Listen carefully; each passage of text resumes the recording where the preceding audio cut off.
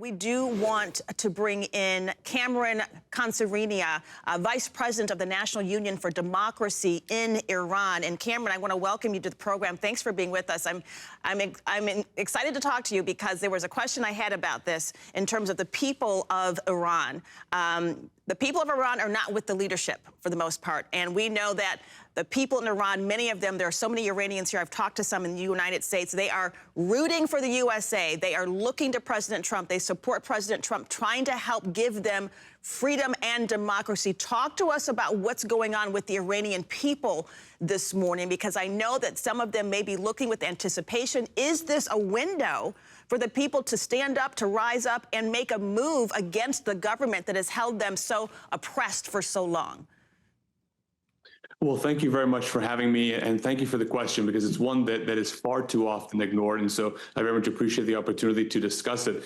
As you rightly alluded to, for 46 years, the people of Iran, in fact, as one of your previous guests put it, have been held hostage by this regime. And in fact, something that probably isn't talked about enough is the fact that Ali Khamenei, the supreme leader of Iran, has been the dictator of that country for more than 30 years. His regime, the Islamic Republic, in the eyes of most Iranians, is not the legitimate representative of that country. It's not a legitimate, normal government. They view it more like an occupying power, something like the Vichy government of France during World War II, installed by the Nazis. It doesn't represent the people of Iran. It doesn't represent their interests. It doesn't represent their aspirations or their values. And so the track record that we have seen from this regime for the past 46 years, beginning for those of us who are Americans, most starkly with the taking of American diplomats hostage at the U.S. Embassy in Tehran, it has continued every single day since then, with oppressing Iranians inside the country,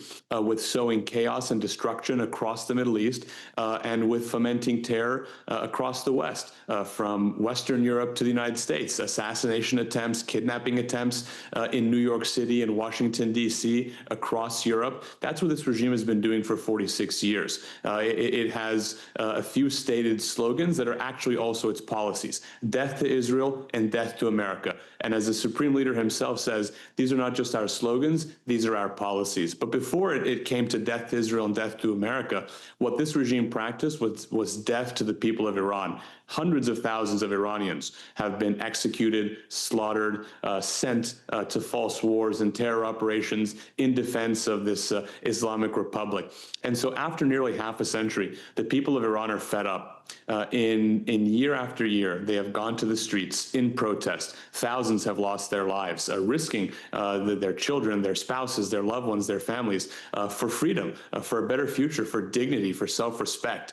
And so when they see something like this happening, when some of their oppressors, when some of their terrorizers, people who have brutalized this country, are eliminated in such precision strikes in these, what they thought was the comfort and safety of their ritzy apartments and beautiful homes purchased with the stolen money of the Iranian people, many Iranians are quite pleased right now. They're quite thankful that the people who have held them hostage for 46 years are finally getting some justice. And so it very well may be an opportunity in the coming weeks and months, or even days, that we see Iranians use this to further show their protests to this regime, which is at this time at its weakest moment in more than 46 years.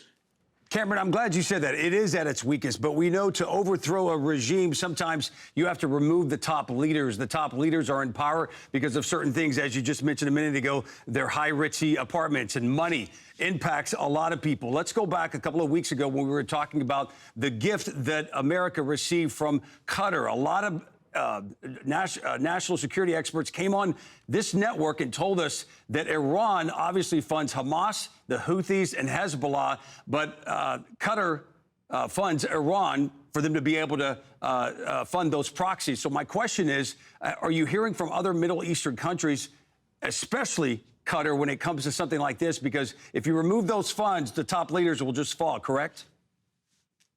That's exactly right, and that's why it was just. I'll come back to the Middle East and Qatar and other countries, but to the point of money, that's exactly why the appeasement policies of President Biden and so many European countries, and starting with President Obama first and foremost, were so destructive and really helped keep this regime in power. I mean, this regime has faced uprising after uprising by the Iranian people.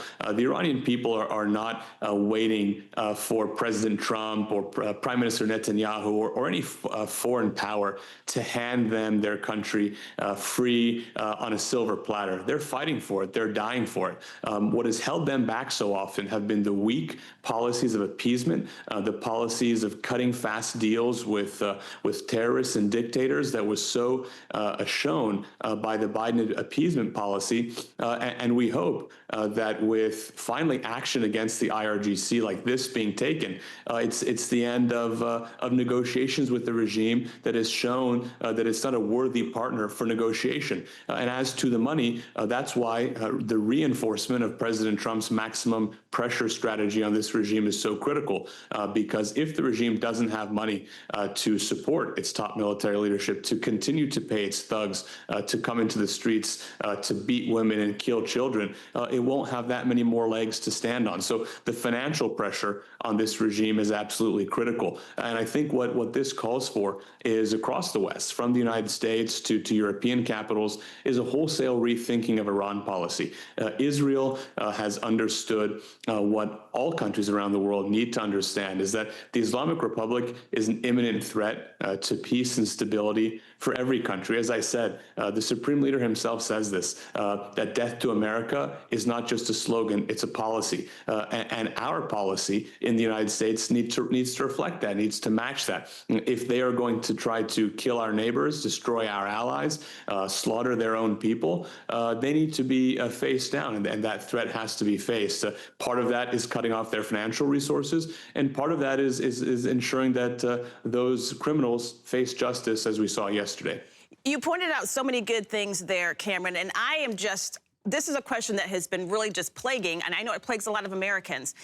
You mentioned the Biden administration giving billions of dollars to Iran. You mentioned the Obama administration. We now know that they gave pallets of cash, literally pallets of cash, to the Iranian government. We also know that the Biden administration was funding Iran during the Hamas-Israel conflict, while they were also saying they were going to support Israel, but they were funding Iran kind of in the back door, so funding both sides of a conflict. I just don't understand why. Why would our government, or why would any of our government representatives be funding Iran if we know that it is a policy, not just a slogan, to eradicate the United States and Israel? That's just one question I just don't understand. Well, I hate to tell you that I don't have the answer, but I'll try. And it's a question that, frankly, Iranians inside the country ask every day.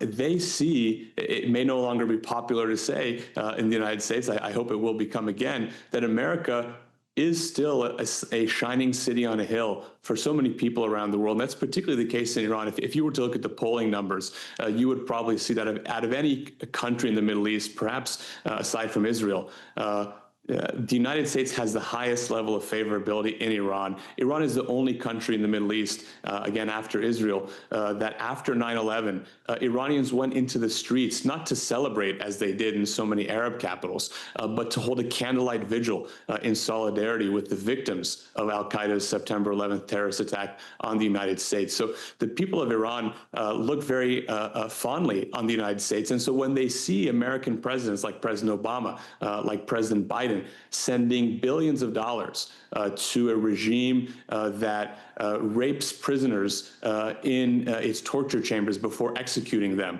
so that they don't go to heaven, according to their beliefs.